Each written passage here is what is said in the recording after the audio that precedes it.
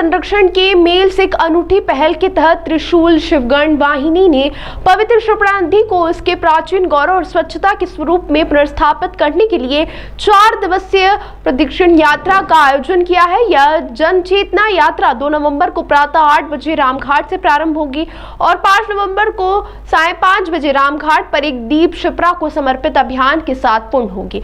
यह धर्मपरायण यात्रा जूना अखाड़े के महामंडलेश्वर शैलेश आनंद गिरी और निर्मोही अखाड़ा के महंत ज्ञानदास महाराज के आध्यात्मिक संरक्षण में संपन्न होगी। वाहिनी के संस्थापक आदित्य नागर और सुरेंद्र चतुर्वेदी ने बताया कि प्रदक्षिणा का मुख्य लक्ष्य क्षिप्रा नदी की पवित्रता के लिए आम जनता में जागरूकता का संचार करना और सभी नागरिकों को जल संरक्षण हेतु प्रेरित करना है। 100 से अधिक यात्रियों को शामिल करने वाली यह यात्रा 2 नवंबर को रामघाट से निकलकर बुलासा और तकना सोड़ी होते हुए क्षिप्रा उद्गम स्थल पहुंचेगी। अगले दिन 3 नवंबर को यह उद्गम स्थल से सिमरोड होते हुए दत्त अखाड़े तक जाएगी। ये मुक्तदायिनी मां क्षिप्रा प्रदक्षिणा यात्रा के तहत पर्यावरण बचाओ और क्षिप्रा के प्रति जन जागृति के लिए ये सब हम यात्रा कर रहे हैं। तरवर सरवर संत जन चौथा वर्षे में परमार्थ के कारण चारों धारी थे। तो 4 जो स्वरूप है ये सब सिर्फ परमार्थ के लिए होता है और यही हम संत और ये जो हमारी संस्था जो ये कार्य करने जा रही है केवल जनमानस की जागृति के लिए मोक्षदायिनी मां क्षिप्रा के प्रति श्रद्धा। मस्त में हम सब लोग क्षिप्रा में अच्छे से स्नान करें। शुद्ध क्षिप्रा और प्रभामान क्षिप्रा में हम स्नान करें और करोड़ों लोगों को साधु संतों के साथ उसमें स्नान कराएं। इस पवित्र उद्देश्य को लेकर शासन का सहयोग करने के लिए, क्योंकि शासन भी, मध्य प्रदेश सरकार भी और माननीय मुख्यमंत्री जी भी क्षिप्रा के शुद्धिकरण के लिए लगातार काम कर रहे हैं। उस अभियान में हम सब लोग सहायक बने, उज्जैन के भी लोग सब सहायक बने। इसी उद्देश्य को लेकर यह यात्रा की जा रही। मैं आपके माध्यम से उज्जैन के सभी सनातन धर्मावलंबियों से, सभी धर्मों के लोगों से आग्रह करता हूं कि इस यात्रा में शामिल होकर इस यात्रा को सफल बनाएं। 2 नवंबर को प्रातः 8 बजे इसके शुभारंभ अवसर पर और 5 नवंबर को सायंकाल रामघाट पर समापन अवसर पर जरूर उपस्थित है। धन्यवाद। त्रिशूल शिवगण वाहिनी हमारी संस्था है जिसमें संतों का हमें आशीर्वाद है। हमारे साथ महामंडलेश्वर जी श्री शैलेशानंद जी गिरी साहब हैं, साथ में श्री महामंडलेश्वर ज्ञानदास जी महाराज हैं और हमारे साथ में माननीय श्री महंत जी विशाल दास जी महाराज हैं और सभी बड़े संतों का हमारे ऊपर आशीर्वाद है।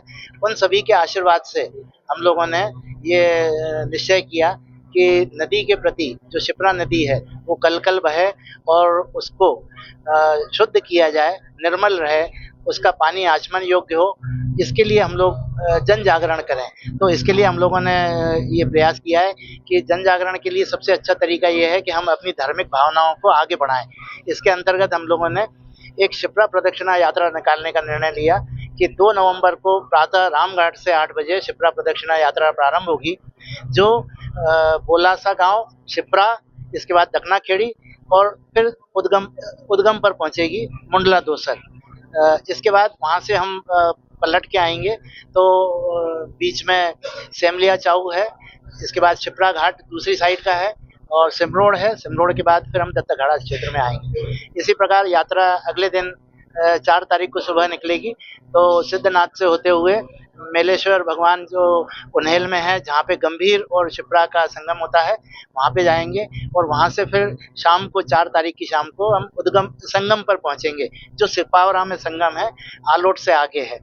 वहाँ से राजस्थान के बॉर्डर के उधर से होकर के यात्रा फिर 5 तारीख को सुबह निकलेगी, जो नारायण धाम महितपुर होते हुए नारायण धाम आएगी।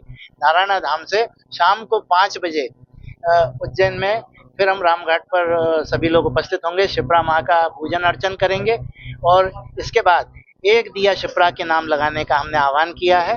तो वहाँ पे हम लोग भी एक दिया क्षिप्रा के नाम करेंगे। हजारों लोग जो है क्षिप्रा मैया को एक दिया अपना अर्पित करेंगे।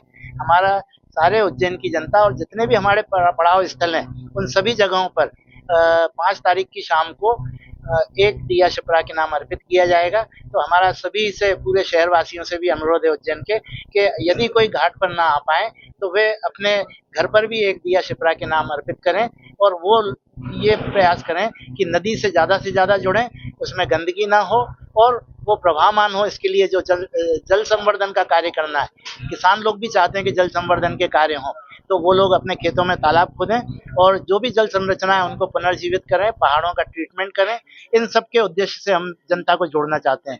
शासन द्वारा जो अच्छा काम किया जा रहा है उसी काम में हमारा सहयोग है और पूर्व में भी हमारे मुख्यमंत्री जी ने जो काम किए हैं उसको हम आगे बढ़ा रहे हैं। धन्यवाद।